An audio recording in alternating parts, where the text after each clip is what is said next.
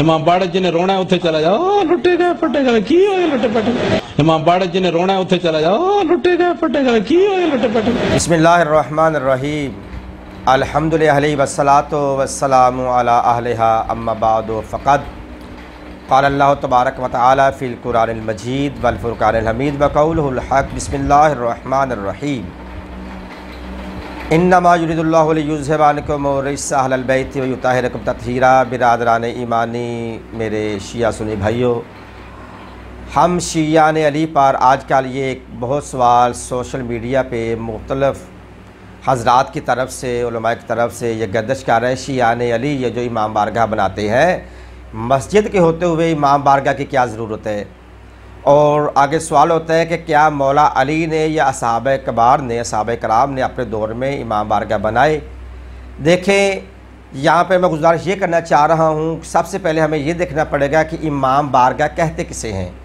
لفظ ہے امام، پھر دوسرا لفظ ہے بارگاہ. بارگاہ کہتے ہیں جگہ کو، اس سے پہلے ہے امام، یعنی کہ امام کی جگہ. پھر عرض کر رہا ہوں امام اور بارگاہ دو الگ الگ لفظ ہے. جب اضافت کے ساتھ پڑھیں گے تو امام بارگاہ پڑھا جائے گا، یعنی کہ امام کی جگہ یا امام کا گھر. اور یہ جتنے بھی ہم امام بارگاہ بناتے ہیں، ہم اسی عقیدت کے تحت بناتے ہیں کہ یہ ہمارے ائمہ مطہرین کے گھر ہیں. اور آیا یہ امام بارگاہ مولا علی نے بنائے ہیں یا ادروائز صحابہ کرام نے بنائے؟ میں کہتا مولا علی اور صحابہ کرام کی بات تو میں آگے چل کے بیان کروں گا. میں یہ گزارش کر رہا ہوں، یہ امام بارگاہ بنانے کا حکم اللہ نے خود دیا بھی قرآن میں ہے. اور یہ ہم سے پہلے انبیاء گزرے، ان کے ہاں بھی یہ ملے گا، ابھی میں آگے بڑھ کے بتاتا ہوں. اور یہ امام بارگاہ بنانا یہ سنت رسول ہے.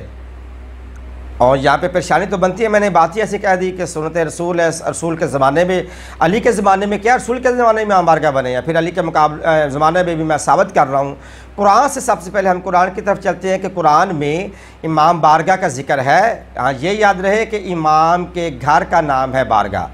اور پہلے امام مولا کائنات علی ابن ابی طالب ہے، اور یہاں پہ بھی فاطمہ الزہرا ہے، ان کی زوجہ محترمہ ہے، یعنی کہ جس گھر میں علی رہتے ہیں، جس گھر میں بھی فاطمہ الزہرا رہتی ہے، وہ ہے امام بارگاہ.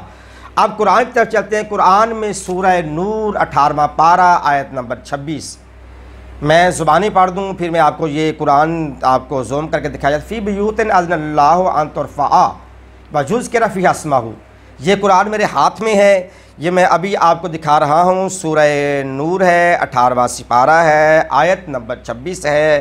اللہ تعالیٰ اپنے قرآن پاک میں بیان فرما رہا ہے. یہ جو میرے ہاتھ میں، یہ زوم کر کے دکھائیں جی ذرا، یہ آیت ہے. اس کو آیت کو کیمرے پہ آپ خود پڑھیں، پھر سورہ نور میں خود ریسرچ کریں، 26 نمبر آیت کی طرف بڑھیں.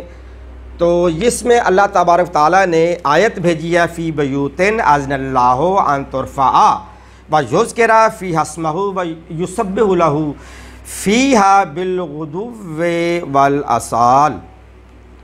بالغدو والآصال یہ آیت نمبر 26 ہے. اس کا جو ترجمہ کیا گیا ہے، مترجم ہے شیخ محسن نجفی، یہ جو ہمارے ہیں. لیکن ادروائز کوئی بھی آپ قرآن اٹھائے ایک ایک لفظ کا ترجمہ کی دیتا. فی بیوت اذن اللہ ان ترفع ہو کہ اللہ تعالیٰ کہتا ہے ان گھروں میں اللہ کا اذن ہے، اللہ کا ذکر ہوتا ہے. ان ترفع، ان گھروں کو بلند رکھنے کا حکم ملا ہے.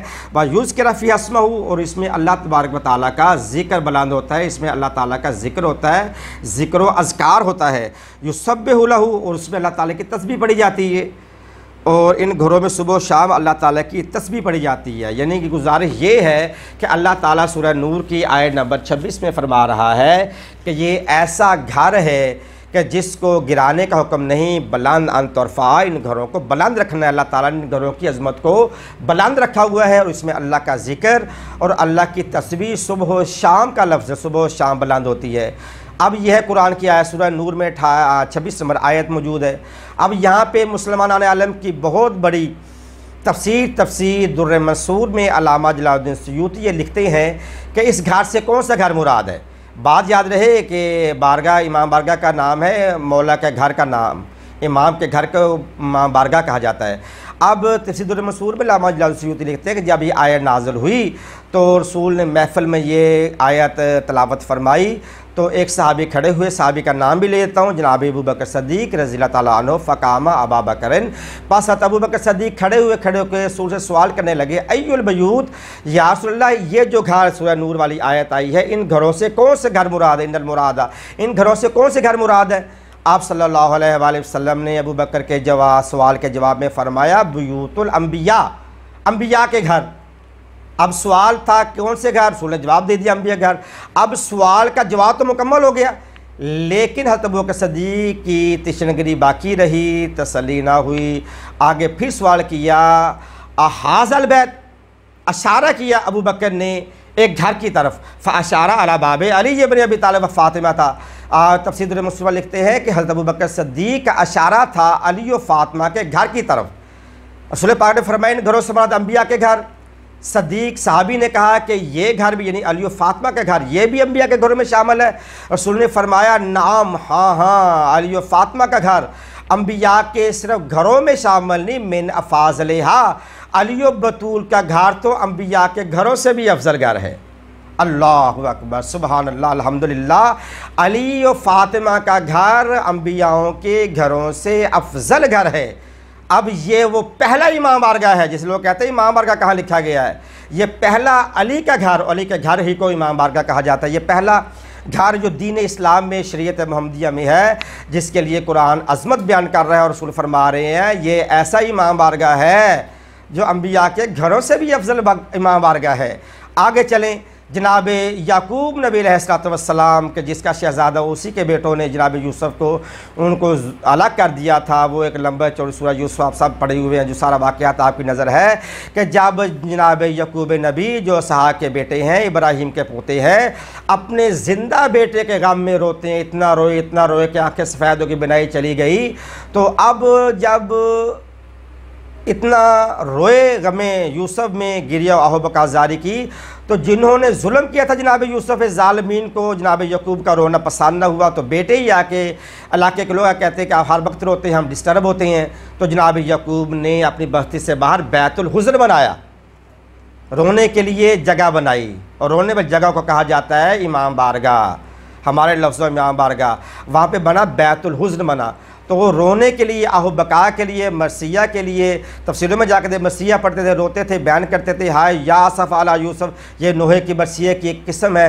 اور سر پہ ہاتھ مارتے, سینے پہ ہاتھ مارتے, ماتم بھی کرتے تھے. یہ ہے امام بارگاہ جہاں پہ ماتم کیا جائے, نوحہ بیان پڑھا جائے, اور آہ و بکا گریہ و زاری کی جائے, یہ ہوتا ہے امام بارگاہ. اور ایک امام بارگاہ جناب ابراہیم کے پوتے جناب یعقوب نبی نے بنایا. اور ہمارے لیے کیا, قل بل ملت ابراہیم حنیفہ, ہمارے لیے اگر کوئی ملت ہے تو ابراہیم کی ہے, ابراہیم. اور پھر آگے بڑھیں, بعد وفات رسول جب اپنے بابا کے غم میں جناب خاتون جنت سیدہ فاطمہ الزہرا السلام اللہ علیہ روتی, تو وہی اعتراضات لے کے لوگ علی کے پاس آئے کہ یا علی بنت رسول ہر وقت روتی ہیں, ہمارے بچے پریشان ہوتے ہیں, ہم پریشان ہوتے ہیں, بی بی کا رونا بند کیا جائے. کہتے کہ مولا علی نے امام بارگاہ بنایا, ہاں بنایا, مدینے سے باہر. آج بھی جا کے دیکھیں سلاخوں میں, گرلوں کے حصار میں ایک ایسا گھر موجود ہے جس کو بیت الحزن بی بی فاطمہ الزہرا کے لیے مولا علی نے امام بارگاہ بنایا, بیت الحزن, کہ جہاں بی بی روتی تھی, اپنے پہ ہونے والے ظلم پہ مرثیہ بھی پڑھتی تھی, اپنے بابا کے غم میں روتی بھی تھی. یہ بھی ایک امام بارگاہ ہے. اور پھر امام بارگاہ آگے کی ہر دور کے امام اپنے جس گھروں میں رہے ہیں وہ گھر امام کا گھر ہے. امام کے گھر کو امام بارگاہ کہا جاتا ہے. مولا علی کا گھر آج بھی بارگاہ موجود ہے مسجد کوفہ کے بالکل ساتھ, 200 قدموں میرے قدموں کے فاصلے پہ مولا علی کا آج بھی گھر موجود ہے. اس گھر کو بھی امام بارگاہ ہی کہا جاتا ہے. اور جہاں جہاں ہمارے ائمہ مطہرین مدفن ہیں, جو ان کے مزارات ہیں, وہ سارے کے سارے امام بارگاہ ہی ہے. تو امام بارگاہوں کا وجود اسلام میں ہے, قرآن میں ہے, انبیاء علیہ السلام کی تعلیمات میں ہے. یہ کوئی نئی بات نہیں ہے کہ جو ہم پہ اعتراضات کیا جاتا ہے.